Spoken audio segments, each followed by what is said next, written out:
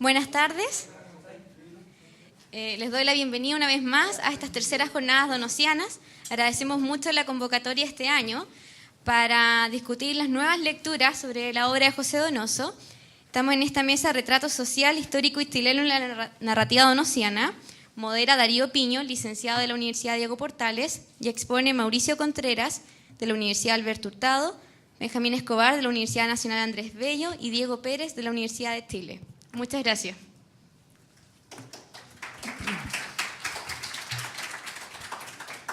Hola, buenas tardes. Gracias por venir. Vamos a dar pie a la segunda mesa de estudiantes, titulada Retrato Social, Histórico y Chileno en la Narrativa Donosiana. Y quienes nos acompañan es, quien tengo a mi lado, Benjamín Escobar, de la UNAV, estudiante en literatura y entrevistador en Cólera.cl, cuya ponencia se titula El espacio íntimo de las familias del siglo XX chileno. Mauricio Contreras, de la Alberto Hurtado, que está allá al extremo, con una ponencia titulada Vergüenza propia y la hipocresía burguesa, elementos de opresión en la construcción identitaria de los personajes en la obra donosiana. Y finalmente Diego Pérez, de la Universidad de Chile, cuya ponencia se titula Los condenados del progreso, infierno y modernización en el lugar sin límites de José Donoso. Lo invito a que, una vez terminadas las tres ponencias, voy a abrir una ronda de preguntas para, si tienen alguna consulta al respecto, la hagan con total confianza. Voy a dar el pase a Benjamín Escobar para que parta con su ponencia. Hola, buenas tardes. Agradecer a las jornadas donosianas por la oportunidad de seguir reflexionando sobre Donoso. Mi trabajo se llama El espacio íntimo de las familias del siglo XX chileno y está centrado en la novela Coronación. La pensadora alemana Hannah Arendt plantea en su libro sobre la Revolución, 1963, que una vez que se terminan los estallidos sociales que buscan la libertad de los pueblos frente a las tiranías, se constituyen regímenes o repúblicas que establecen dos posibilidades de espacio que pueden ser habitados por la sociedad. El primero es el espacio público, donde anidan las élites masculinas de las clases altas, quienes se encargan de tomar la representación del pueblo y establecer las decisiones fundamentales para el país. El segundo es el espacio privado, donde transcurre la problemática de lo íntimo, que se desentiende de la disputa por los derechos civiles y la consiguiente libertad política que trae consigo la participación pública. Retomando lo anterior, el interés por la teoría y el pensamiento político desaparecen una vez que las empresas revolucionarias son realizadas, ya que se produce en las masas una pérdida del espíritu público que rodea todo acto fundacional de un nuevo paradigma de nación. Asimismo, el cuerpo político de las sociedades no genera el interés de la comunidad, por lo cual la felicidad que brinda la esfera pública es desplazada por la búsqueda de una libertad individual que se construye a través de la satisfacción personal.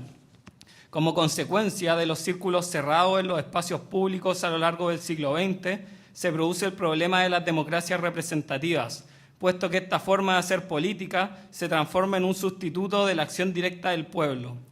En el caso chileno, nos encontramos con el libro Construcción de Estado en Chile 2005 de Gabriel Salazar, el cual plantea una nación donde la ciudadanía no ha participado de manera soberana en los procesos constituyentes del Estado chileno que determinaron los lineamientos de la República. Abre comillas. No he de extrañar, por tanto, que la defensa del orden constitucional haya sido siempre en Chile más importante y a la larga determinante que la necesidad histórica de reformar la estructura constitucional de la política y la estructura automática del mercado con arreglo a la justicia social. A saber, en la actualidad del régimen democrático, la clase política esconde el espacio público a través del orden en sí, pues ellos se consideran los responsables absolutos de una gobernabilidad que busca disciplinar una masa ciudadana. Los procesos constituyentes han estado marcados por tres periodos importantes para mantener el orden establecido. El primero fue dictado por Diego Portales, que estableció un paradigma político que se extendió desde 1830 hasta 1925. El segundo proceso fue construido por Arturo Alessandro Palma y Carlos Ibáñez del Campo, quienes con pocos cambios consideraron el orden político establecido por Diego Portales, produciendo que durase desde 1925 a 1973, Por último, el régimen actual, formalizado por la Constitución de 1980, fue impuesto por un grupo de economistas que buscaban establecer un modelo neoliberal para el país. En definitiva, se puede decir que el orden institucional que ha regido a Chile desde su fundación ha sido edificado por un grupo selecto de estadistas que se posicionan en el espacio público de la nación, abre comillas. Los arquitectos de Estado que se fueron agregando al modelo original han declarado, o terminó por entenderse así, que su intervención consistió en restaurar la clásica obra de Portales, cierre comillas, Salazar. El sistema de leyes e instituciones en torno de la Constitución construyen la base que sustenta un país donde el Estado de Derecho favorece a la clase dominante. En contraposición al espacio público de la comunidad imaginada que se desarrolló anteriormente, surge la novela de José Donoso Coronación, 1957. Esta se encarga de retratar el aspecto privado, donde un grupo social determinado vive su intimidad bajo la protección del Estado de Derecho sobre la propiedad privada. Me gustaría dividir la novela en dos espacios centrales. El primero es el de la burguesía, donde los dueños de casa, Misia, Elisa y Ramón Ábalos, cumplen los roles asignados por las construcciones sociales, tanto para el hombre como para la mujer de clase alta. El segundo es el espacio de las clases populares, donde los dueños de casa, René y Dora, sufren las condiciones precarias que les son asignadas por el sistema. Por último, ambos espacios se ven tensionados por una segunda generación, Mario y Andrés, de familiares que se enfrentan a las tradiciones y construcciones sociales de sus generaciones precedentes. En definitiva, la tesis que plantea este ensayo es que Coronación busca indagar en las problemáticas internas que se producen en el espacio privado de las familias del siglo XX chileno.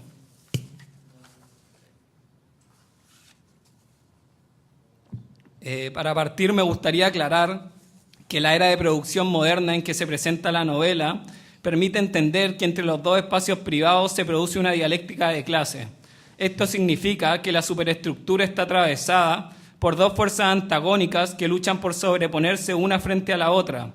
Por un lado, la burguesía, que es dueña de los modos de producción y que maneja el capital. Por otro lado, el proletariado, que sufre las condiciones precarias que les proporciona el sistema. En efecto, la novela muestra la relación antagónica cuando la valoración de la clase burguesa depende causalmente de la desvaloración de la familia popular, pues el ser explotador y explotado es una relación objetiva. El lugar de la burguesía, en su forma física, es descrito como una casona antigua, abre comillas, adornada con balcones, perillas y escalinatas, en medio de un vasto jardín húmedo con dos palmeras, una a cada lado de la entrada. En su estructura, la casa se compone de dos pisos que están a la vista de todos y un tercer piso oculto por, abre comillas, mansardas confitadas con un sinfín de torrecitas almenadas y recortes de madera, cierre comillas. La casa se compone de distintas mercancías que no tienen el valor de uso para el cual fueron hechas, pero sí el valor simbólico del pasado aristocrático que conllevan. Por ejemplo, es adornada con faiscanes de plata regaladas por el embajador de Brasil, cuchillerías heredadas de generaciones anteriores y bandejas gemelas que pertenecieron al servicio de un presidente de la República del siglo anterior. Misia Elisa Grey de Ábalos habita este espacio y cumple el papel de la señora de la casa. La nonagenaria es parte de la generación de mujeres chilenas que habitaron en silencios resignados las restricciones propuestas por una sociedad que las posicionó en el ámbito privado. Abre comillas, Andrés recordaba a su abuela en otros tiempos, tan armoniosa entonces, tan diestra y callada. Toda la casa había respirado serenidad en aquella época. Lo que tocaba iba adquiriendo orden y sentido, cierre comillas. Tomando el concepto de Victorio Campo, no me interrumpas, las conversaciones en lo privado entre el hombre y la mujer empiezan por un no me interrumpan por parte del hombre, ya que el monólogo es la forma de expresión predilecta en las relaciones sociales producidas por el siglo XX. Ahora bien, Donoso desacraliza la representación de la mujer de clase alta, ya que muestra esta figura en su etapa de envejecimiento, por lo cual se le aprecia en una decadencia que le hace perder todas las normas sociales que construían su papel de género y clase. El hombre de la casa es Ramón Ábalos, quien se desempeñaba en el ámbito público como jurisconsulto y parlamentario. Desde el siglo XIX en adelante, las naciones latinoamericanas dejaron en manos de las élites la posibilidad de establecer el proyecto social y cultural que consideraban el apropiado.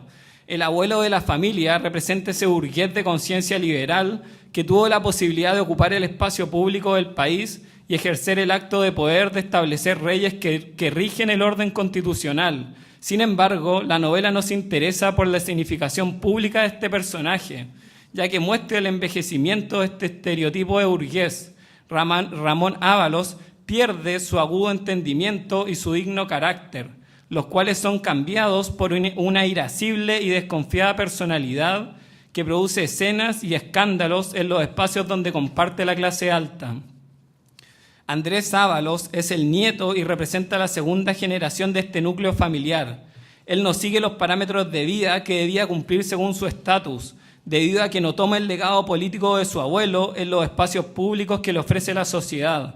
Tampoco se interesa por crear una relación filial de parentesco con una señora que cuide del espacio privado y unos hijos que aspiran a ocupar roles de poder. En contraposición a las presiones de la sociedad, se refugia en la seguridad que le entrega el hogar y es en este lugar donde construye formas de escapatoria.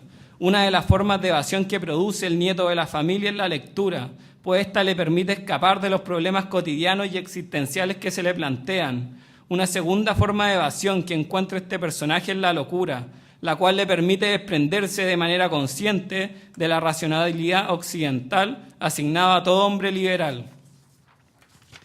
El segundo espacio que se produce dentro de la narración es el de la clase popular, el cual se encuentra descrito como un lugar de condiciones precarias donde se acumulan grandes oleadas de frío.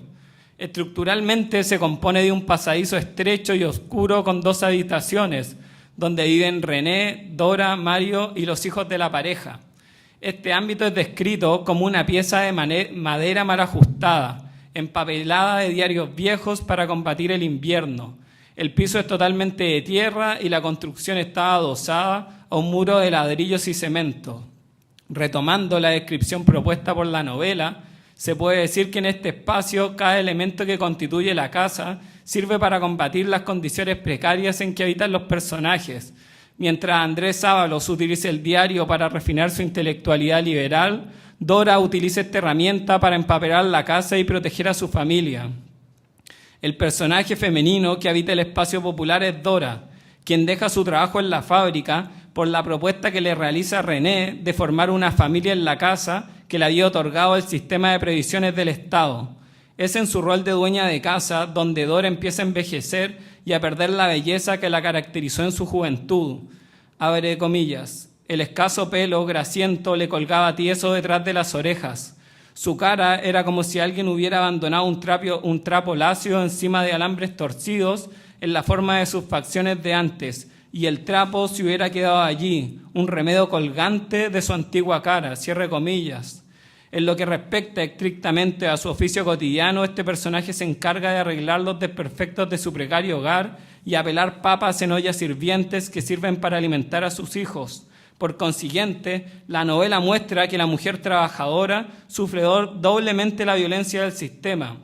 Por un lado, es parte de una clase social de explotados que sufre las injusticias de la sociedad.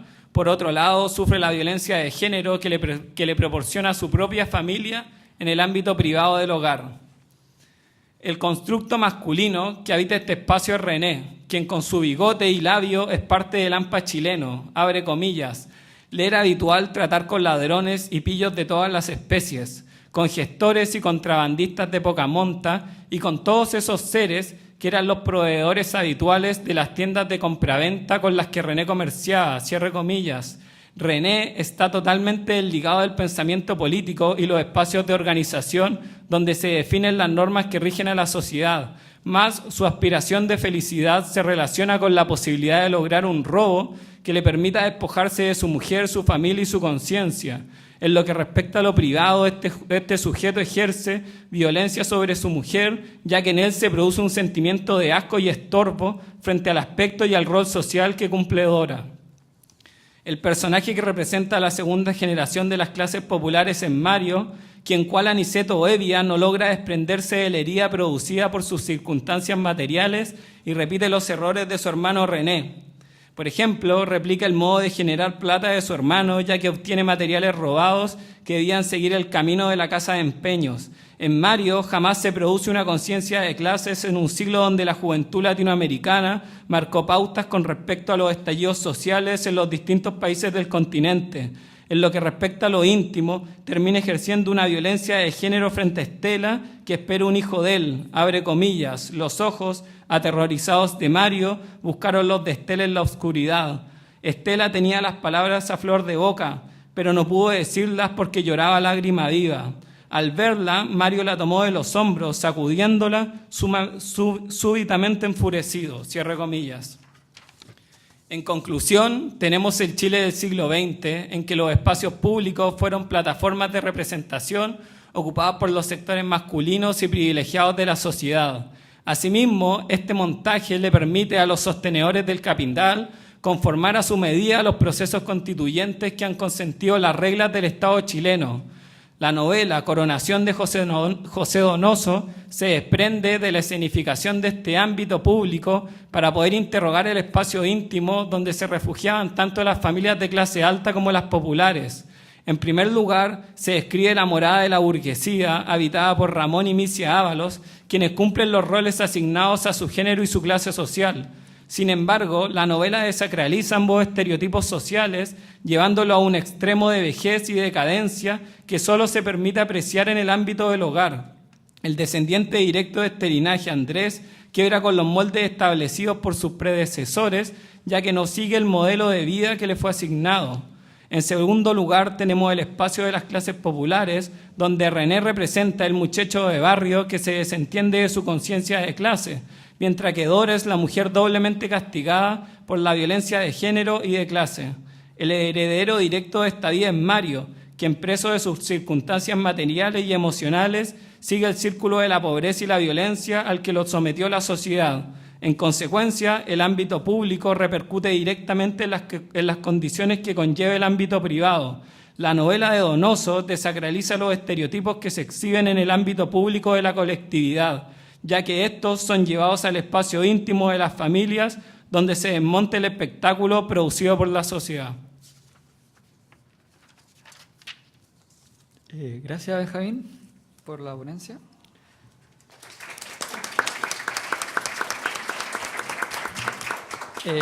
Ahora damos paso a Diego Pérez con su ponencia titulada Los condenados del progreso, infierno y modernización en el lugar sin límites de José Donoso. A ver ahí. ¿Aló? ¿Sí? ¿Se escucha? Sí. Bien, bueno, primero que nada, muy buenas tardes. Mi ponencia se titula, como dijo el presentador, Los condenados del progreso, infierno y modernización en el lugar sin límites de José Donoso. ¿Cómo esto? ¿Ahí? Sí. Ya.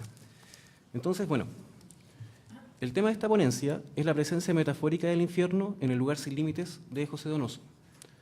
En esta novela, lo infernal es introducido por el título mismo y el fragmento del Fausto de Marlowe que Donoso utiliza como epígrafe. ¿Okay? Yo creo que lo conocen, pero igual es interesante leerlo porque es muy importante que Donoso haya escogido el Fausto de Marlowe, ¿no es cierto?, para darle el carácter infernal a su novela. ¿Okay? Dice, Fausto, primero te interrogaré acerca del infierno. Dime, ¿dónde queda el lugar que los hombres llaman infierno? Mefistófeles, debajo del cielo. Fausto, sí, pero ¿en qué lugar? En las entrañas de estos elementos, donde somos torturados y permaneceremos siempre. El infierno no tiene límites ni queda circunscrito a un solo lugar, porque el infierno es aquí donde estamos y aquí donde es el infierno tenemos que permanecer. Básicamente, la ponencia que yo voy a leerles tiene que ver, ¿no es cierto?, como cómo la modernidad implica la infernalización de las condiciones de vida de ciertos grupos. Y en ese sentido creo que es tremendamente significativo que Donoso haya escogido el Fausto de Marlowe, porque si se dan cuenta hay dos visiones del infierno, ¿no es cierto? La visión canónica premoderna, podríamos decir, en donde el infierno está bajo tierra, ¿no es cierto?, donde está la idea de la tortura, pero al mismo tiempo introduce una concepción completamente nueva del infierno, ¿no es cierto?, que es el infierno donde estamos, ¿cierto? Si nosotros leemos este fragmento en su contexto, vamos a ver que Mefistófeles se refiere a que como un ángel caído, él renunció a la gracia de Dios, lo que lo atormenta, ¿no es cierto?, su infierno es la conciencia de estar lejos de Dios. Pero eso también es importante porque cambia la concepción del infierno, ya deja de ser un lugar circunscrito a un espacio específico. Pensemos, por ejemplo, en los grandes relatos infernales, ¿no es cierto? Ulises llega al infierno, toma su barco y llega. En la Eneida encontramos algo similar. El infierno es un lugar que está circunscrito a un lugar específico. Cuesta llegar, pero eventualmente con un buen barco uno podría llegar a este lugar. En la modernidad, en cambio, ¿no es cierto?, el infierno, y esto ya está en proceso todavía, pero digamos que el infierno se introduce en la mirada, ¿no es cierto? Pasa a ser una cuestión más de conciencia. ¿Okay? Eventualmente el infierno está donde yo lo veo. Y creo que esa es la idea, no yo, sino que el autor. Creo que esa idea es la que está desarrollando Donoso. ¿De acuerdo? Bien. Entonces, como les decía, es ver el tema del infierno en El lugar sin límites. El problema que esta ponencia intentará encontrar respuesta es el siguiente. Si, como plantea Pizarro, ¿no es cierto?, en De ostras y caníbales, en Hispanoamérica la literatura contemporánea pone en evidencia los mecanismos de nuestra relación con la modernidad, ¿cómo interpretar entonces el uso metafórico del infierno en la articulación del discurso crítico que El lugar sin límites opone a los procesos modernizadores que se desarrollaron en Hispanoamérica en el siglo XX? Al respecto, lo que esta exposición propone es que en la novela de Donoso, la metáfora del infierno se utiliza para develar críticamente los aspectos siniestros de la implantación de la reforma agraria en el Chile rural de los años 60. Esa sería la manifestación específica de la modernidad en esta novela. De acuerdo con Tinsman, los años 60 fueron una época en la que, particularmente para América Latina, se vinculó la reestructuración de la agricultura con la modernidad. Chile ilustraba especialmente la necesidad de llevar a cabo este nexo, puesto que, como señala Halperin, la causa del estancamiento económico que padecía nuestro país a mediados del siglo XX era en parte la rémora que significaba una agricultura cuya productividad era escandalosamente baja. O sea, el país no se podía modernizar por culpa de que, ¿no es cierto?, por el atraso del campo. ¿Okay? Esta, a su vez, o sea, la productividad baja era consecuencia de lo que, según Tinsman, constituía los llamados monopolios feudales de la tierra. O sea, eran verdaderos feudos los que había. La reforma agraria fue pensada como una forma de terminar con ellos, reemplazándolos con granjas familiares competitivas que pudieran satisfacer el consumo doméstico, propiciar la industrialización y difundir valores democráticos. Ahora bien, como se desprende del último objetivo consignado, ¿no es cierto?, que es la democratización de la vida rural, la modernización del campo, de acuerdo con Tinsman, no se limitaba a la reorganización de la tierra con vistas a propiciar la industrialización de Chile. Al mismo tiempo, la reforma agraria buscaba modernizar la cultura campesina. Como parte de esto, se promovía un modelo de familia moderna en que los hombres campesinos se transformarían en verdaderos proveedores para las familias y productores del bien nacional. De acuerdo con Tinsman, tanto los organismos técnicos del Estado como el INDAP, ¿no es cierto?, y la CORA, y además de los sindicatos y la Iglesia, perseguían objetivos que obedecían a la idea de familia moderna, la transformación de las mujeres campesinas en dueñas de casa modernas, es decir, mejor capacitadas y más capaces de educar a los hijos y aplicar normas racionales en la administración del hogar, fomentar la visión recíproca entre hombres y mujeres como, entre comillas, socios del progreso, y convencer a los hombres de que debían dejar que sus esposas administraran sus sueldos y mantenerlas informadas acerca de su actividad sindical. El programa de planificación familiar, por su parte, intentó hacer de la paternidad una responsabilidad compartida. Asimismo, promovía entre los hombres, una mayor y no completa, lo cual es interesante, fidelidad sexual para con sus mujeres. Según se aprecia en el análisis histórico con énfasis en la perspectiva de género que realiza Tinsman, si bien la reforma agraria incluía a las mujeres, posicionaba a los hombres como sus protagonistas. Como esta autora recalca, su lema era precisamente la tierra para el que trabaja. Este énfasis en lo masculino impregnaba los discursos que propagaba la reforma agraria, que hablaban de convertir al humilde campesino en su propio patrón y de hacerse un verdadero hombre. La reforma agraria, sí, o de este modo, no solo esperaba que los hombres fueran buenos esposos y buenos proveedores, al mismo tiempo fomentaba en ellos una actitud combativa en términos políticos. Como señala Tinsman, los hombres, como futuros dueños de la tierra, fueron llamados a mostrar su carácter al enfrentarse de hombre a hombre con el patrón, arriesgarse en huelgas y tomas de tierras. Ahora pasemos al lugar sin límites después de esta breve contextualización histórica con énfasis en la perspectiva de género. Quienes hayan leído El lugar sin límites, quizá hallarán un tanto difícil en primera instancia situar la novela en el contexto de la reforma agraria que acabamos de describir. Ciertamente, en uno de los extremos de las tensiones que recorre la novela está don Alejandro Cruz, quien en tanto terrateniente y senador conservador, que es dueño de prácticamente todo el olivo y de los viñedos que lo circundan, y que compró el galpón donde funcionaba la escuela del pueblo, parece ser la encarnación de los principales obstáculos que dificultaban la modernización del campo. Sin embargo, frente a él, no encontramos a un campesino sindicalizado que junto a su esposa lucha por un terruño en el nombre del progreso y la igualdad, sino a Francisco Vega, un hombre que, si bien es uno de los hijos de, perdón, es hijo de uno de los peones de don Alejo, se gana la vida haciendo fletes con su camión. De manera similar, el símbolo por excelencia de la modernidad en la novela no es la posesión de la tierra, sino la electrificación del pueblo, algo a lo que Alejandro Cruz se opone arteramente. Ahora bien, no hay que olvidar que lo que se interpreta aquí es una novela de José Donoso, un autor que, precisamente al abordar la dictadura chilena, convirtió a la burguesía en adultos, al gobierno de la Unidad Popular en niños y a los mayordomos, a los militares en mayordomos. Un autor que, como evidencia Sugar, en el prólogo de la edición de Ayacucho de Lugar sin Límite y El obsceno pájaro en la noche, ¿no es cierto? Como ilustra este autor a través de la cabeza del gigante del obsceno pájaro en la noche, concibe los significantes como elementos capaces de remitir a varias significaciones. Y es que, si bien la reforma agraria no es representada explícitamente como el origen de los conflictos que aborda El lugar sin límites, lo cierto es que las tensiones, las necesidades, los deseos y las esperanzas que se presentan artísticamente obedecen a la ideología que ella promovía.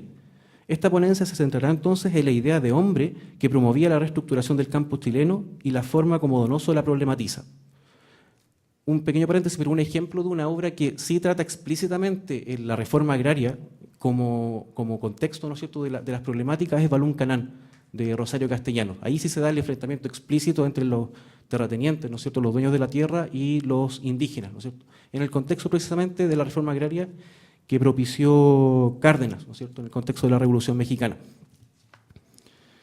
Pancho Vega tiene problemas para encarnar el ideal masculino que promovía la reforma agraria.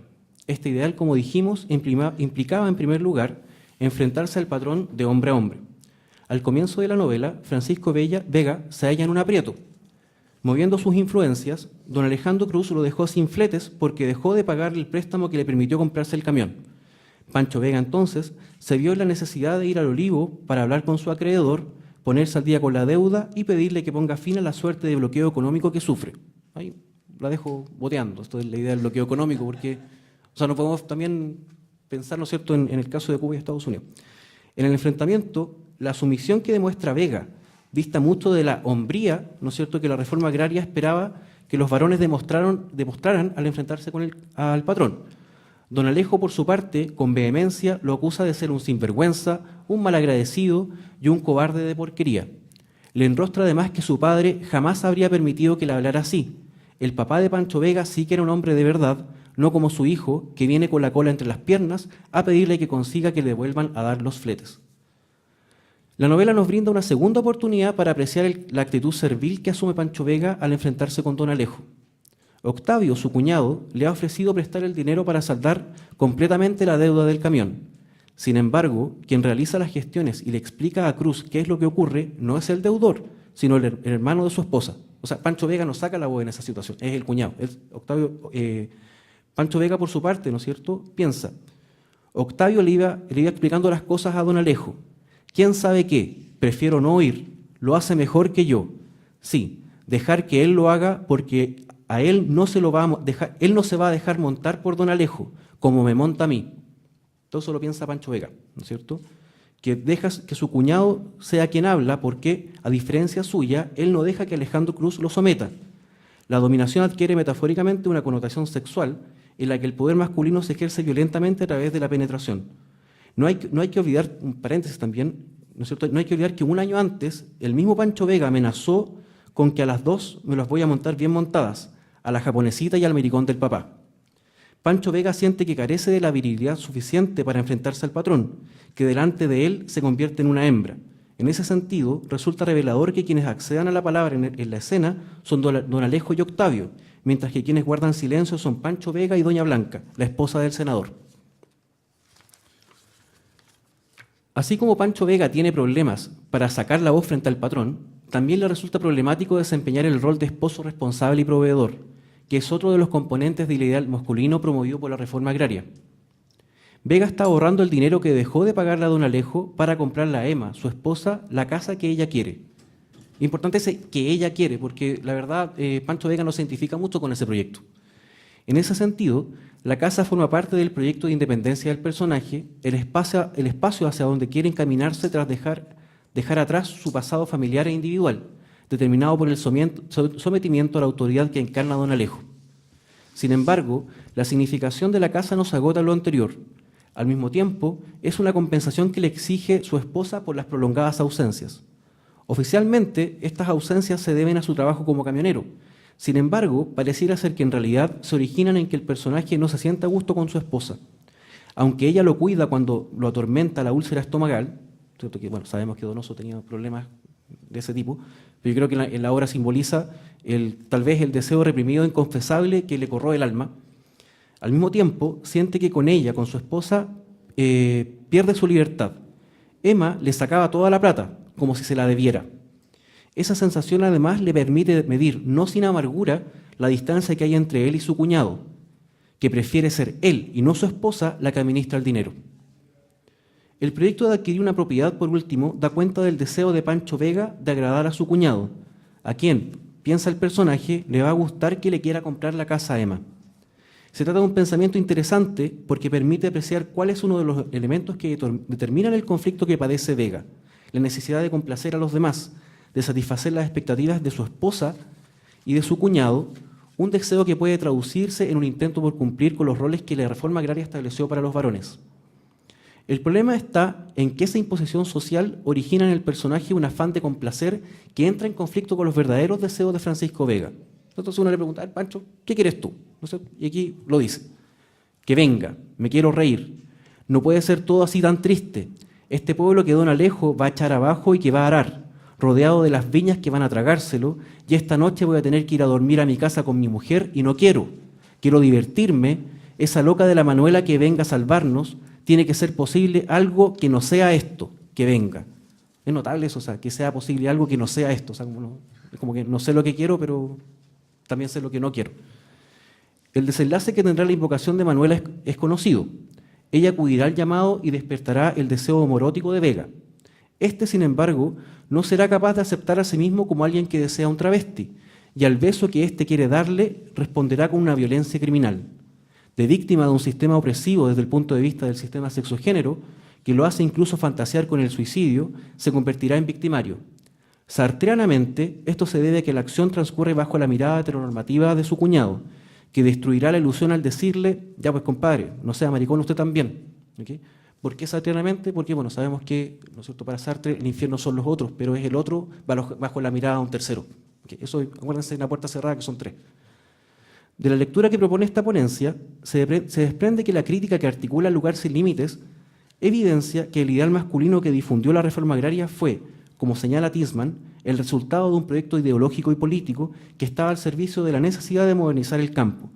Para que ello fuera posible, era necesario contar con hombres que simultáneamente fueran capaces de desafiar la autoridad terrateniente y comportarse como esposos responsables. Donoso nos presenta en su novela a un individuo que tiene dificultades para desempeñar satisfactoriamente los roles que ese modelo de virilidad contenía, debido fundamentalmente al deseo homoerótico que experimenta y que contradice el ideal masculino que quisiera encarnar. Porque él de hecho se esfuerza, ¿no es cierto?, por ser como la sociedad espera que sea. ¿Okay? Además, la idea de hombre que impuso la reforma agraria, en la medida de que se basa en la autoridad sexual del hombre, perpetuó el modelo de masculinidad del patriarcado terrateniente. En el lugar sin límites, esto se aprecia claramente con la tragedia de Francisco Vega, que pasa de un sistema opresivo desde el punto de vista del sistema sexogénero a otro igualmente coercitivo. El trauma que supuso que cuando niño otros menores, ¿no es cierto?, lo molestaran por jugar a las muñecas con Moniquita, la hija de don Alejandro, ¿no es cierto? Le dicen, marica, marica, jugando a las muñecas como las mujeres. Se revive ahora que es adulto y su cuñado le espeta que no sea maricón. Y por eso el carácter siniestro, ¿no es cierto? O sea, recordemos que para Freud lo siniestro tiene que ver con el regreso, ¿no es cierto?, de experiencias traumáticas que se creían superadas, ¿no es cierto? Eso es lo siniestro. Aquello que se creía familiar y de pronto se torna extraño, desconocido, ominoso. La persistencia repetitiva de modelos sexogenéricos restrictivos es uno de los elementos que fundamentan, y con esto ya estoy terminando, ¿no es cierto?, es uno de los elementos que fundamentan el carácter infernal del lugar sin límites. Es evidente que esta atmósfera infernal brota de otros aspectos del relato, como el hecho de que el prostíbulo se esté sumiendo, ¿no es cierto? Se está hundiendo, dice una parte, la oscuridad, los canales de agua que cruzan el espacio, pensemos en todos los ríos, ¿no es cierto?, infernales, el Aqueronte, el Flagetonte, etc. ¿Okay? La falta de esperanza que embarga a los personajes, etc. Sin embargo, lo decisivo para el carácter infernal del lugar sin límites es la persistencia repetitiva de modelos sexogenéricos coercitivos. Cuando Benjamin, en el libro de los pasajes, define la modernidad como la época del infierno, está denunciando que ella se funda en la repetición de lo siempre igual. Tras las últimas novedades que ofrece la modernidad, se esconden sujetos que evocan los eternales y monótonos castigos que padecen los grandes condenados del infierno. Entonces, lo que dice Benjamin es que el castigo de Sísifo no es tener que empujar una piedra eternamente, ¿no es cierto?, sino que implica empujar la piedra colina arriba, ¿no es cierto?, llega, vuelve a caer, y eso es lo que se repite eternamente, o sea, la repetición de un ciclo, ¿no es cierto?, sin fin. En eso consiste el castigo infernal, ¿no es cierto? Y tras una máscara de novedad, de último avance, de progreso, retornan las mismas condiciones infernales de producción.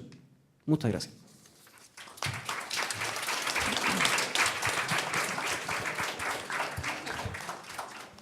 Muchas gracias, Diego. Voy a dar el pase ahora a Mauricio Contreras, cuya ponencia se titula Vergüenza propia y la hipocresía burguesa, elementos de opresión en la construcción identitaria de los personajes en la obra donosiana. Hola, buenas tardes. Primero quisiera hacer dos aclaraciones preliminares, que si bien yo me refiero a la obra donosiana, elegí un corpus acotado, o sea, que yo considero que el sustrato donosiano se encuentra en Coronación, en Este Domingo y en Lugar sin Límites. Yo me voy a referir expresamente a Coronación y Este Domingo. Y de las novelas del boom, que yo encuentro más importantes, me voy a referir específicamente a Casa de Campo.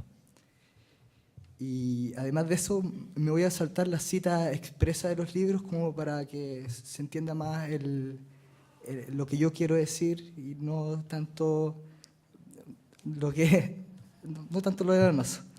Bueno, eso.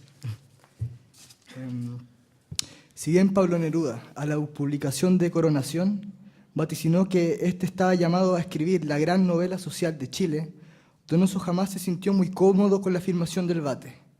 Viendo en retrospectiva el gran corpus narrativo de Donoso, es posible suponer que el designio de Neruda se cumplió, pero solo en parte y definitivamente muy lejos de las expectativas del poeta. En la narrativa donosiana hay una particular preocupación por lo social, las relaciones entre individuos de distinta clase y una especial predilección por las clases altas. Entiéndanse estas como aristocracias venidas a menos, extensas genealogías donde se trabaja de manera intensiva la adquisición de roles profundamente cimentados, casas ostentosas que mantienen un diálogo con sus habitantes, entre otros elementos. Estos elementos, a lo largo y ancho de la obra donosiana, se transforman en sus obsesiones. Individuos que pertenecen a otro tiempo, uno en que contemplaron mayor abundancia y que ya los dejó, del cual conservan únicamente una suerte de coraza llena de elementos materiales, de un ostentoso preciosismo, estética, que en mixtura con la alcurnia, finura y la elegancia moral de que presumen, crea una suerte de barrera sobre su identidad como clase, quedando salvaguardada y en apariencia íntegra, manteniendo a flote la dicha de la cual presumen. Si bien sostenta una materialidad y un modelo de conducta particularmente aristocrático, los personajes donosianos se encuentran poblados por la soledad, el olvido y especialmente las tinieblas propias. Su construcción identitaria, sublimada hasta el hastío, no puede ser atravesada por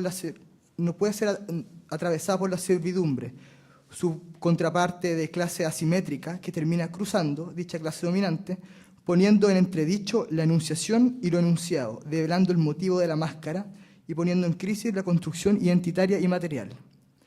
En las novelas de Donoso es un lugar común dicha temática, tal como indica Leónidas Morales. En las novelas de Donoso el tema de la máscara, como tantos otros, es recurrente, líneas de sentido que atraviesan y sostienen todo el orden visionario de este autor. Desde sus primeras novelas, Coronación, Este Domingo, El Lugar sin Límites, pasando por sus novelas de mayor reconocimiento a nivel de la crítica, El obsceno pájaro de la noche y Casa de Campo, hasta sus novelas post-boom, como La póstuma El mocho, la narrativa de Donoso trabaja intensamente la reciprocidad entre las partes, de distinto nivel socioeconómico, cultural, etario, etc. Estas relaciones cruzan a los sujetos que condensan la hegemonía narrativa, estableciendo un conflicto entre ambas partes por obvia no equivalencia, transgresión evidenciada especialmente, y como se hará alusión en este ensayo, en el sujeto aristocrático. En este ensayo del corpus donosiano me referiré expresamente a 3 novelas.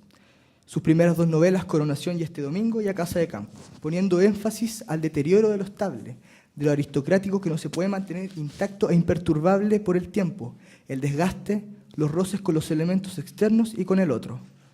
Como entran en conflicto las identidades de los personajes, al toparse conoce otro aspecto social que desmerecen en el caso de Coronación, paternalizan en el caso de Este Domingo y desconocen en el caso de Casa de Campo.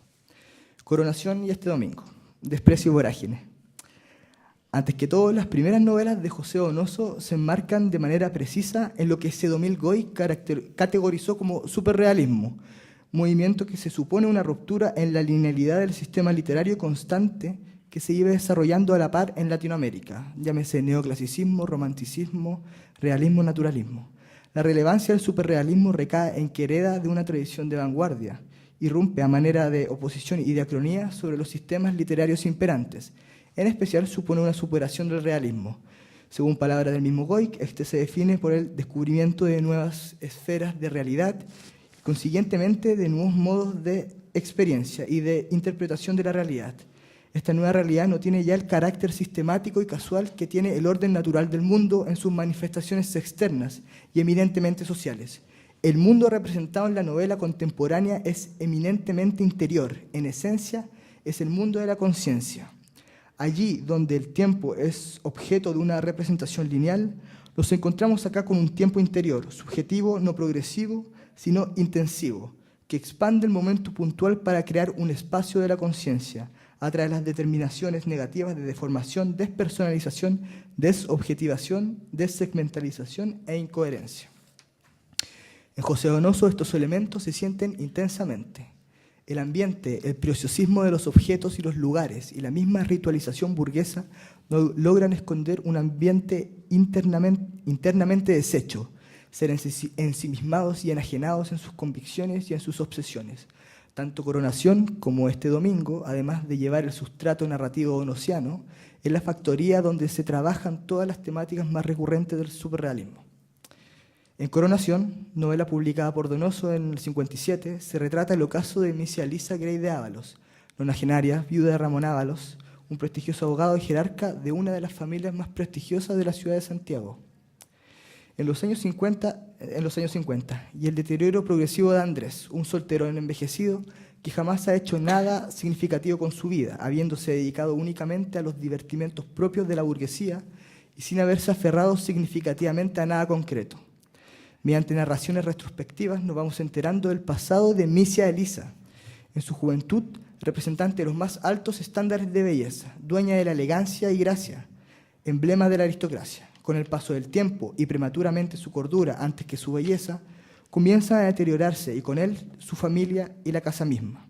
Su obsesión por ser guardiana de los valores más ortodoxos de la nobleza, su pureza autoimpuesta y la abyección que le significaba todo lo relacionado con lo sexual terminan por desgastar su labrada identidad, que no logra suturar con una copada agenda social, cayendo directo hacia la locura. Esta, sin embargo, pese a que biológicamente el tiempo la corroía, conservó los residuos materiales, la vajilla de plata, su mansión, etc., componentes simbólicos que sustentan su estatus y sirven de soporte a su posición social, pese a estar cayendo paralelamente en el olvido de los suyos. Por su parte, Andrés, al desgastar el ritual cotidiano, recobran fuerza viejas frustraciones enterradas en lo hondo del hábito. Se nos revela, en palabras de Goy, como una existencia inauténtica. Esta complejidad toma forma debido a la llegada de Estela, una empleada proveniente del campo, familiar de Lourdes y Rosario, sirvientas históricas de la casa.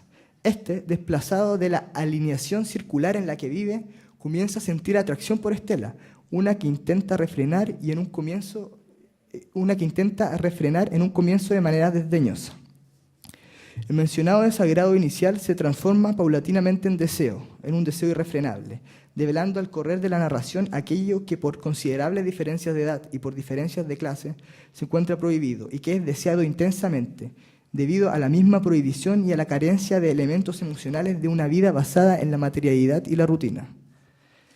Enajenándose progresivamente el deseo, aprovecha esos mismos espacios de irrealidad de los cuales se reflexiona tanto en la novela, saliendo con violencia, intentando someter a Estela por la fuerza, develando una deformada imagen perversa de la sensualidad. Por otro lado, en Este domingo, novela publicada en el 66, José Donoso nos hace adentrarnos en la misma línea de Coronación, pero de manera más depurada. Las apariencias sublimadas por los cánones de clase a lo largo de la narración van revelando puntos neurálgicos en la construcción identitaria, en lo que la crítica ha denominado una suerte de máscara en los personajes donosianos. El deterioro de estas máscaras devela una suerte de máquina antropológica en acción, como diría Agamben, en el desconocimiento del otro por el cual se supone que se siente misericordia y aprecio. Este deterioro revela una dialéctica aristocracia ampa en crisis. La novela nos habla de la esterilidad de los actos y los deseos cuando en vez de nacer desde un motor interno nacen desde la convención social. La caridad de la chepa, su preocupación por los necesitados, es en realidad donde purga la pasión frustrada por un matrimonio deshecho y puede escapar de dicha realidad conyugal. En sus acciones y en sus pensamientos se dejan entrever múltiples puntos de fuga que descascaran el supuesto manto de solidaridad y virtud, dejando al descubierto un verdadero asco y desprecio por esos seres considerados en asimetría, manifestando un reconocimiento nulo del otro. Al igual que en Casa de Campo, los niños que son protagónicos en 3 de 5 de los bloques narrativos de la novela, tienen una particular forma de comportarse, actuando lejos de la inocencia esperada, con una conciencia del mundo equivalente a una persona adulta. En Este domingo son ellos los encargados de revelar la verdadera naturaleza de la solidaridad de la chepa para con Maya. Notable es la escena que Chepa se pierde por un barrio popular en busca de Maya y la rodean un grupo de niños pobladores, en donde cae en un delirio de paranoia, transformando la escena de los niños en una dantesca escena de laberintos, donde la descripción que se hace de la población toma matices monstruosos, convirtiéndose en un lugar de peligro constante. Los niños actúan con una conciencia de lo siniestro, entremezclada con una aparente inocencia, develando nuevamente, pero de manera efectiva, los verdaderos sentimientos de la chepa hacia los pobres y necesitados, su contraparte de clase. La tensión alcanza su representación máxima en la figura de Maya, el reo de la penitenciaría, por el cual Chepa empieza a sentir una atracción que oscila entre lo maternal y lo sexual. La tenacidad en ayudar a Maya a superar su pasado delictual, pese a la negativa de éste al sentirse incapaz de alejar sus mismos instintos violentos, termina desencadenando la violencia final con que concluye la novela. Y es de esperar, ya que la solidaridad hacia él siempre fue a medias, manteniéndose siempre la división entre ambos. Maya, transformado por los capricios de Chepa, expía sus deseos secretos y verdaderos hacia la Violeta, precipitándola en su asesinato y el momento en que empieza la decadencia de la casa de la abuela. La casa, extensión de esta, la Chepa, que culmina en su demolición. Casa de Campo, desconocimiento. Casa de Campo, novela de un alto carácter experimental, destaca por lo vasta en significados y motivos, pero en su lectura inicial lo primero a destacar es la presencia de 2 figuras literarias, la parodia y la alegoría. Una parodia hacia la novela decimonónica y su narrador, en este punto puede verse como un diálogo con el superrealismo, y una alegoría a las dictaduras que en los 70 se produjeron por todo el Cono Sur. Dialogando con una de las líneas trazadas por Carlos Cerda, los personajes en Casa de Campo adquieren la connotación de suprapersonajes. Funcionan como una colectividad simbólica cargados de significación. Tanto los grandes, los niños, los aborígenes, los sirvientes funcionan como colectividades. Ahora, solo en el caso de los grandes y los niños, el capitán simbólico adquiere la fuerza suficiente como para desenlazarse de la colectividad y fraguar individualidades. Sin embargo, centraré mi atención en la figura de los grandes. Estos representan la conciencia aristocrática tradicional que ha dominado Marulanda históricamente. En apariencia, su construcción como clase está claramente caracterizada y fuertemente delimitada. Se comportan con excesivo decoro, visten barrocamente, tienen actividades programadas y disfrutan en demasía del ocio. En definitiva, presentan las características propias del modo de ser aristocrático a finales del siglo XIX y principios del XX, que son característicos de los relatos realistas. La otra parte del espectro queda representada por los nativos, los cuales representan la antítesis simétrica de los grandes. Los Ventura reconocen que adquieren su patrimonio, lo que les permite tener los elementos para generar la ilusión material del trabajo de los nativos. Y si bien ellos mismos reconocen su relación de dependencia, para estos ellos representan todo lo salvaje y grotesco, atribuyéndoles la característica de antropofagia, llegando a negar su calidad biológica y hasta su misma existencia. Lo que sean en realidad los nativos no importa, ya que ellos determinan lo que son. Esta construcción sobre el otro es el producto de una violencia ejercida y consolidada generación tras generación de Venturas. En la negación y desmerecimiento del otro se reafirma su identidad como clase. Mientras se hacen más visibles las características de los Venturas, proporcionalmente se van borrando las de su contraparte despreciada. Lo ajeno, lo negado por la hegemonía queda representado por el elemento aborigen, mitificado atribuyéndole costumbres antropófagas para fortalecer el desprecio. En ninguna de las novelas de Donoso, quizás por su carga paródica, se trabaja tan intensamente el motivo de la máscara como en Casa de Campo. Ahora, la máscara donosiana se diferencia de otras concepciones de máscara, como por ejemplo la de Bakhtin, referidas específicamente a la Edad Media, al carnaval, ya que ésta implica una continuidad a lo largo del tiempo. Abro comillas, la máscara no es parte ni función de ningún ritual, ni supone un corte en la continuidad del tiempo cotidiano. Se trata más bien de otra manera de concebir la continuidad del tiempo cotidiano y al final otra visión del sujeto como figura de tiempo. Lo que dice la psicología acerca de la construcción de la identidad es que esto siempre se encuentra mediado por el entorno y por el resto de los individuos. La experiencia colectiva cruza al sujeto y lo forja, aquel sujeto escindido al cual alude el psicoanálisis lacaniano. En la construcción de los Venturas grandes no cruza ningún elemento externo, en apariencia, ajeno a lo que ellos consideran como bueno o educado. Cuando hay algún tema o alguna acción en las cuales entre su sistema completo en crisis o se rememora alguna acción reprochable, se hace referencia a la frase correr el tupido velo. Esta frase se repite a lo largo de todo el libro y representa un orden siempre en los bordes del colapso. Una máscara es escindida. Si bien la identidad y sus pautas de decoro se encuentran trazadas de manera inquebrantable e inaccesible por un otro, estas no tardan en buscar puntos de fuga, puntos neurálgicos para salir y poner en entredicho la construcción identitaria. La ceguera de Celeste, por ejemplo, es ocasionada por una ruptura de los cánones de decoro esperables para una dama de élite, al haber sido penetrada por su primo, causando un desajuste en su identidad y una inestabilidad en su construcción biológica. Podemos apreciar en este sentido un cuerpo biopolíticamente transgredido. La disciplina y la norma tienen como punto de aplicación primordial el cuerpo, tornándose territorio político la materia. El de Celeste es un cuerpo llagado por las culpas, cruzado por la imposición hegemónica de su primo, y al ser un cuerpo formateado entra en tensión con la realidad. Si bien Celeste queda ciega, su casta no la acepta como una posibilidad, ni ellos ni ella misma, que hace como si nada hubiese pasado. Entonces se orquesta un sistema de permanente estabilidad y equilibrio en el ambiente, para no darse cuenta de lo obvio, lo que convive permanentemente con ellos y mantener las apariencias. De modo que Celeste repite eternamente una vida que ya no le pertenece, pero que es poco decoroso dejar. De hecho, cuando el final se acerca, el final de la novela, y la tormenta de vilanos es inminente, ella no piensa en nada más que la sublimación de su ocio, la vivencia de su virtualidad. Materialidad como sustento del aparataje simbólico. Para mantener el orden de las máscaras donosianas, es sumamente importante el papel que asume la materialidad, la sublimación de los objetos, ornamentaciones burguesas y depuradas que pueblan toda la novela, cuando se trata de referir a la aristocracia, por supuesto. Adquieren una simbología oculta. Hay un preciosismo estético que contrasta con el deterioro interno de los personajes. Por ejemplo, en Coronación, los bastones simbolizan la seguridad de Andrés, su orden de mundo. Y abro comillas, el bastón constituye para Andrés la muleta psíquica, el equilibrio que necesita en su caminar. Es además un nexo con el mundo pasado que le atrae, en tanto es un refugio que ya no ofrece sorpresas. El número 10, límite que él mismo se ha fijado, simboliza la perfección y la totalidad desde los pitagóricos a la tradición cristiana.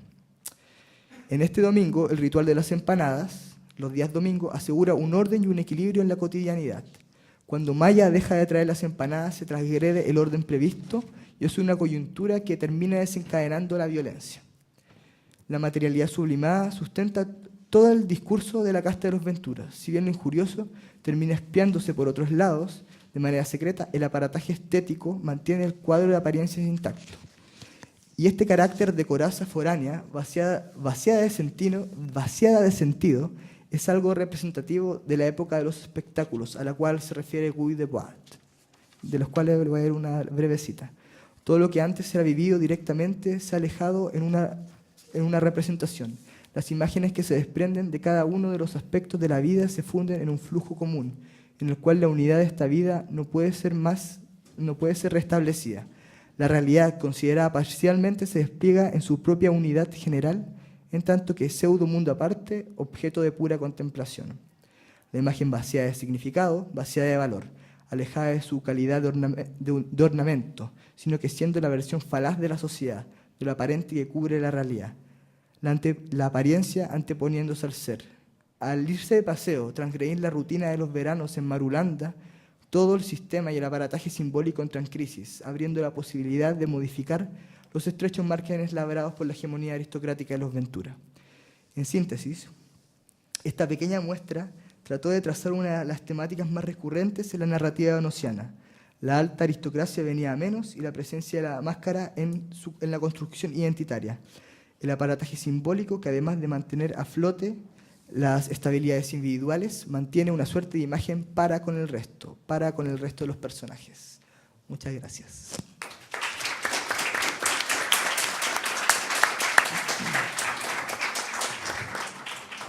Muchas gracias, Mauricio. Ya, ahora damos pie a las preguntas del público. Si alguien está interesado o interesada en preguntar a los ponencistas algún aspecto que le haya parecido interesante. ¿Alguien tiene alguna pregunta? ¿No? Sí, ya bueno, voy a empezar yo entonces. En honor a la mesa del título, que el retrato social histórico y chileno de la narrativa de Donoso, a mí me quedo dando vueltas un poco a la figura femenina, que quizás podría ser un poco transversal en las novelas que ustedes trabajaron. Entonces les quería consultar cómo creen ustedes que estaría operando o de qué modo José Donoso lo representa a la figura femenina dentro del espacio de la casa, que digamos es un espacio muy característico también en la narrativa donosiana. No sé quién quiere partir. Estaba pensando en el lugar sin límite. Sí, dale. Ahí está. La figura femenina. Bueno, yo creo que en Lugar sin límites es interesante que la figura femenina, y estoy pensando no solo en, digamos, que en estos personajes que son biológicamente mujeres, sino también en sí, claro, la Manuela, que desde mi punto de vista es una persona transgénero, tiene la capacidad de cuestionar el poder, ¿no es cierto? Porque si nosotros vemos la novela, los únicos personajes que, digamos, que se la hacen a Don Alejo, o sea, que logran derrotarlo de alguna forma, es la japonesa y la Manuela, ¿no es cierto?, en esta apuesta. Y que logran, ¿no es cierto?, quitarle ¿no es cierto?, la casa donde funciona el prostíbulo. ¿No es cierto? Es algo que, claro, en esta novela, ¿no es cierto?, Don Alejo encarna, ¿no es cierto?, esta autoridad, este autoritarismo, ¿no es cierto?, patriarcal, ¿no es cierto?, que se expande así casi como un cáncer por la sociedad. Y me parece interesante eso, o sea, que sean los personajes femeninos lo que, de cierta forma, lo derrotan. Claro. No es la derrota final, pero le ganan una batalla, al menos. Y pensando en otras novelas de Donoso, voy a dar una vuelta. Sí, eso es lo que puedo decir por de pronto. Está bien. La Marquesita de Gloria, pues. Claro. La Marquesita de Gloria es un personaje principal importante dentro de la obra donosiana. Un personaje que ya no existe, que es ficticio, que apela a las antiguas burguesías, que Donoso un poco como que miraba hacia arriba. Creo que es el único personaje femenino que recuerdo como más importante dentro de la obra donosiana en este minuto.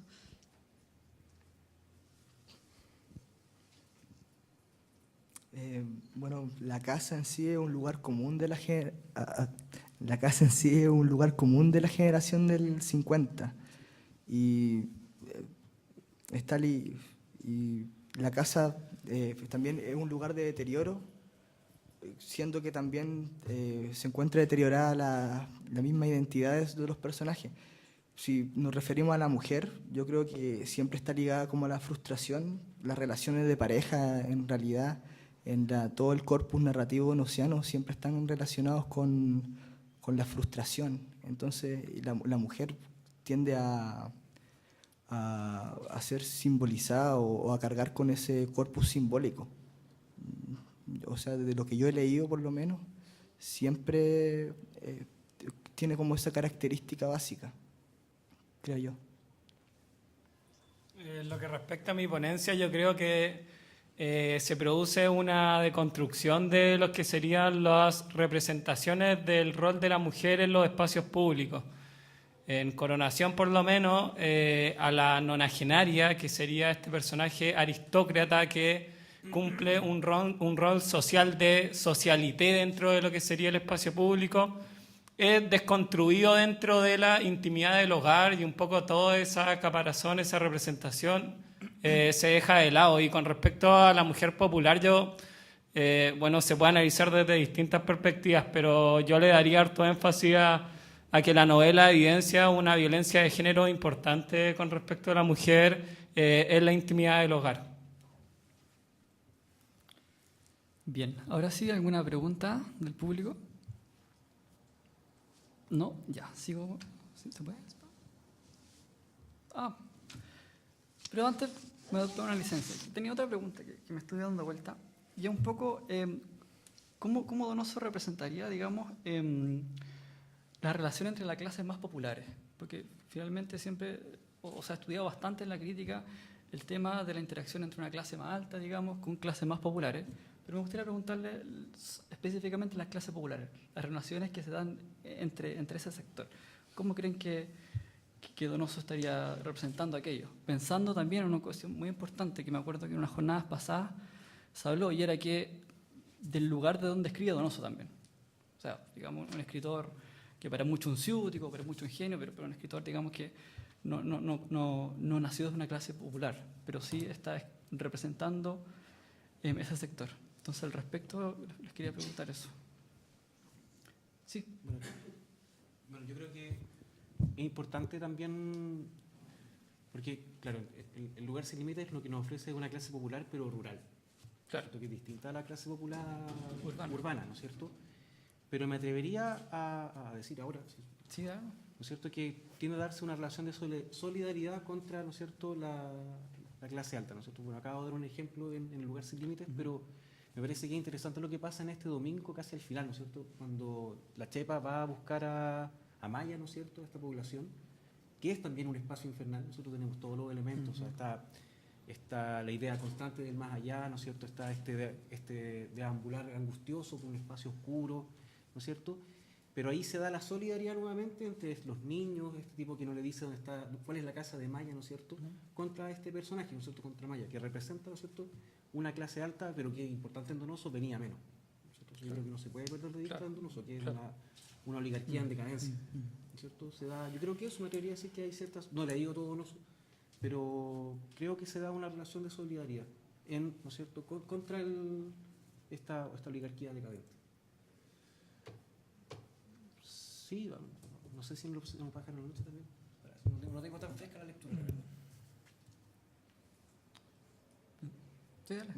Yo creo que sea un componente asimétrico entre, o sea, según también lo que leí en mi ponencia, una asimetría entre las clases populares y las clases altas, y hay una influencia muy fuerte de las mismas clases populares sobre las altas, y eso evidentemente genera una transgresión del marco identitario o del sujeto cartesiano en sí, como se encuentra labrado específicamente.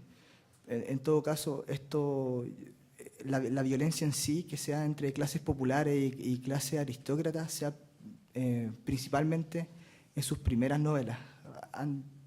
Sí, cruzando Casa de Campo ya, claro, están las asimetrías y las apariencias, pero toman un componente más dramático, más melodramático, yo encuentro. Bueno, yo siguiendo con mi línea de lecturas, creo que si uno se pone a pensar en Coronación, esta novela fue hecha en 1957. Pongámonos, por ejemplo, la Revolución Cubana fue el 59, 2 años después, es decir, era un ciclo que estaba totalmente convulsionado y el tratamiento del hombre trabajador industrial o el caso del trabajador rural estaba... había una representación donde se tenía la imagen de este trabajador político, de este trabajador que iba a ser el que iba a encabezar la revolución. Aquí Donoso un poco desacraliza esa imagen y vuelve de nuevo a desespectacularizar todo lo que son esas imágenes de representación pública que se hacen de los estereotipos sociales y muestra una clase trabajadora en sus estados precarios y con todo lo que ello indica, con relaciones sociales que un poco están determinadas por una violencia. ¿Alguna pregunta final? ¿No? Ya, el compañero. Hola, bueno, son 2 preguntas en realidad, pero es como el mismo tema. Han estado hablando sobre la figura de la mujer y Benjamín, hace un rato mencionaste como que la vejez era la forma en la que la mujer aristócrata perdía el espacio que había ocupado. Entonces, te quería pedir en realidad si podías indagar un poquito más en ese espacio, porque, o sea, igual es un espacio limitado. Por más aristócrata, por más que la clase la ascienda a un lugar distinto, el rol histórico de mujer igual la limita a otro espacio. Entonces, te quería como pedir si podías como indagar un poquito en eso. Ya, pero el rol de la mujer dentro de este espacio de intimidad, dentro de este espacio limitado. No, dentro de la novela. Dentro de la novela, ya. Sí, y la otra pregunta es para Diego, también pensando en ese espacio de la mujer, pero queriendo pensar en la Manuela como la mujer, porque es finalmente el elegirse en mujer en la Manuela le permite acceder a un lugar al que quizás como proletario no habría accedido. Y tú mismo decías hace un rato como fueron quienes se la hicieron a don Alejo. Como hombre quizás no hubiese podido hacerlo y finalmente, más que la japonesa y más que la japonesita, es la Manuela la que lleva a la acción. Entonces te quería preguntar un poco si te parece que o consideras que es posible entender como esa identidad de género como un espacio distinto a la mujer biológica. Con respecto a lo que me preguntáis, a mí yo creo que hay un ejemplo en la novela que un poco grafica bien lo que tú me preguntas, que es la instancia del cumpleaños. Que en la novela se cuenta que en la etapa de juventud de este personaje, de esta mujer, los cumpleaños eran la instancia donde ella se podía desenvolver en todo lo que es su rol de mujer aristócrata y poder establecer relaciones con personas de su clase.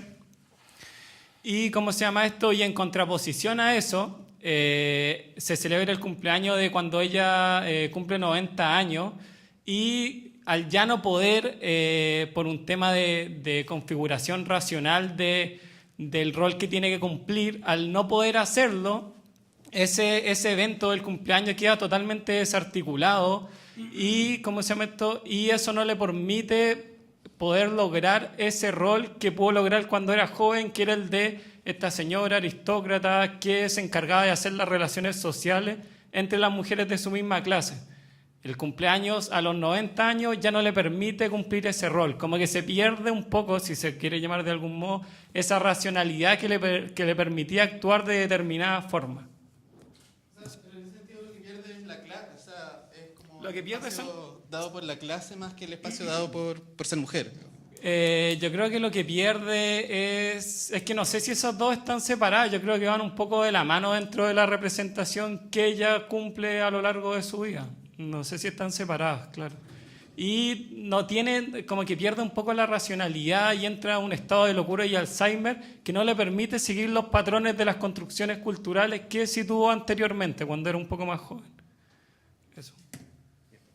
Yo creo que hay una cita en El lugar sin límites que ayuda bastante como para dirigir la respuesta a tu pregunta. ¿cierto? Ya casi al final, cuando la Manuela está escondida en el gallinero, ¿cierto? Porque vino Pancho Vega y tiene miedo que le pegue. Es un paréntesis, pero me parece interesante que en la literatura, o sea, no sé si es la literatura, pero podemos encontrar en la novela, en algunas novelas, algunos ejemplos en donde el travestismo es un mecanismo de defensa, ¿cierto? Estoy pensando en Purga, de Sofi Oksanen, una novela finlandesa, no es tan antigua, debe ser del año 2000 y tanto, en donde a un hombre, precisamente para protegerlo del Partido Comunista que está, ¿no es cierto?, invadiendo y está haciendo estas purgas, ¿no es cierto?, lo visten de mujer, ¿no es cierto?, lo van a trabajar al campo vestido de mujer. Y lo mismo pasa en Tiempo de odio y angustia, una novela argentina del año 51 de Manuel Gálvez, que trata el periodo del gobierno de Rosa, ¿no es cierto? José Rosa, no, José es un profesor de gramática en la universidad, Rosa nomás. Que lo mismo también, ¿no es cierto?, nuevamente para proteger a un personaje de los mazorqueros, ¿no es cierto?, lo trasvisten, ¿no es cierto?, lo visten de mujer. Aquí es curioso, es interesante, porque en el lugar sin límites no pasa eso. De hecho, el empoderarse, ¿no es cierto?, el ponerse el vestido de mujer, ¿no es cierto?, que realiza la Manuela, es todo lo contrario, ¿no es cierto?, le da la fuerza suficiente para ir a enfrentar a Pancho Vega, ¿no es cierto? Me parece interesante. Bueno, ya, la cita. Papá, ¿qué papá? No me hagas reírme. Por favor, mira que tengo los labios partidos y me duelen cuando me río. Papá, déjame tranquila, papá de nadie, la Manuela nomás, la que puede bailar hasta la madrugada y hacer reír una pieza llena de borrachos y con la risa hacer que olviden a sus mujeres moquillentras mientras ella, una artista, recibe aplausos y a la luz estallan un sinfín de estrellas. No tenía para qué pensar en el desprecio y en las risas que tan bien conoce porque son parte de la diversión de los hombres. A eso vienen, a despreciarla una. Pero en la pista, con una flor detrás de la oreja, vieja y patuleca como estaba, ella era más mujer que todas las luces y las clotis y las japonesitas de la tierra. Curvando hacia atrás el dorso y frunciendo los labios y zapateando con más furia, reían más y la ola de la risa la llevaba hacia arriba, hacia las luces. Me parece muy interesante, ¿no es cierto?, el hecho de que la Manuela se sienta más mujer que todas las mujeres juntas. Menciona a la Lucy, ¿no es cierto?, que es la prostituta más codiciada del burdel, ¿no es cierto? Y yo creo que tu pregunta, ¿no es cierto?, tiene que considerar el hecho de que Donoso tiende a diferenciar, ¿no es cierto?, la cuestión biológica de la cuestión genérica, ¿no es cierto?, que sería la cuestión social, ¿no es cierto? O sea, es evidente que Donoso nos dice, oye, ojo, no tenemos el gen de que les gusta el color rosado a las mujeres y a los hombres el azul, ¿no es cierto? Es como que sus personajes tienden a evidenciar eso, ¿okay? Como el género es una cuestión socialmente construida, ¿okay? Y, ¿no es cierto?, en ese sentido, la experiencia del género, de lo femenino, yo creo que sí, es completamente distinta en el caso de una mujer o en el caso de este personaje transgénero que es la Manuela, ¿no es cierto? Incluso la Manuela como que se presenta como algo superbórea, que quiere ser más mujer que todas las mujeres, ¿no es cierto? No sé si respondo a tu pregunta. ¿Sí? Yo creo que cuando la Manuela siempre está constantemente labrando su identidad y como mujer, y esta siempre constantemente se va cayendo por el mismo recordatorio de tener una hija, de la japonesita, que le diga papá, eso de inmediato revela que efectivamente es un hombre.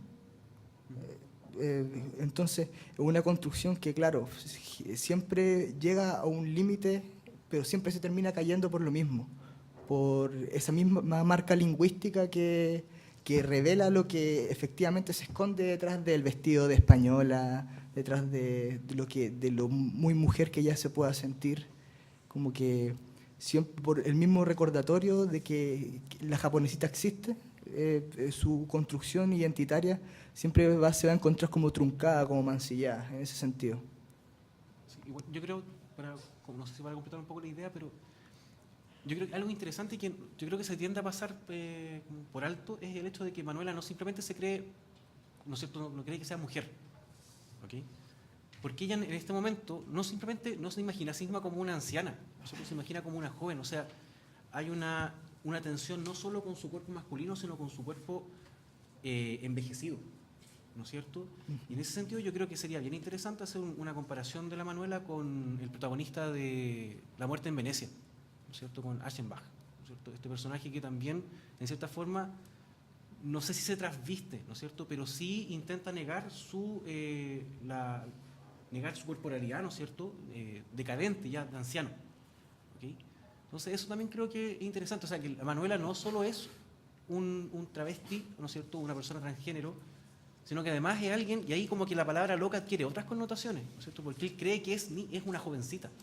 ¿No? Uno dice, tan joven que apenas le están creciendo los pechos, dice una cosa así, o dice que tiene la misma edad con la japonesa, o sea, hay una distorsión de la realidad. ¿Okay? Sí. De hecho, la edad, el deterioro mental de Misia Lisa Gray de Ábalos es por lo mismo, es por sentirse que el tiempo va pasando y se empezó a sentirse vieja. De hecho, José Donoso tiene un rollo súper importante con la cuestión etaria cuando se refiere a la mujer. Como que él siente, él ve que, de hecho, en Taratuta, también la Songa también aparenta ser más joven de que lo que en realidad es. Entonces, claro, hay un rollo muy, muy significativo con la misma edad en los personajes femeninos de la narrativa donosiana. ¿Alguien más? ¿No? Bien, entonces quiero agradecer a la presentación de cada uno de los ponencias. Alguien pide un aplauso por las presentaciones. Les quiero comentar dos cosas. La primera es que vamos a pasar un video de La Nación, o sea, un archivo fotográfico que hizo La Nación sobre José Donoso. Y lo otro es que afuera lo están esperando unos cafés y unas galletas para que terminemos bien esta primera jornada de Donoso. Darío, el coffee break fue antes. Ah, entonces no están las galletas. Olviden la segunda parte y veamos el video. Entonces.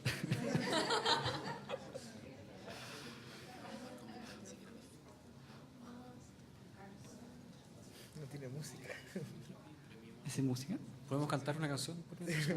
¿Musicalizar el video? Eres paro, ¿no? Sí. Agradecemos a todos ustedes por estar aquí, por compartir con nosotros en la primera jornada. Los invito mañana a la presentación del libro José Donoso, Paisajes, Rutas y Fugas de Sebastián Stonenbeck. O sea, yo hablo y ustedes vean las fotos nomás, no se preocupen. Tenemos feria de libros con las editoriales, los libros de La Mujer Rota, Alquimia, Alfaguara, libros del Laurel, Aguja Literaria, Biblioteca Estilenia, Orgic Editores y Ediciones UDP. Y después los invito a las mesas de discusión, Poder, Escritura y Revolución en Donoso, a las 2 de la tarde, y a las 3:30, Imágenes Donosianas. Y después, 1:15 para las 5, tenemos una entrevista de Delfina Guzmán con el escritor Rafael Gumucio. Y al finalizar habrá un vino de honor. Así que también lo esperamos mañana en esta segunda versión en esta segunda jornada de esta tercera jornada donosiana. Gracias.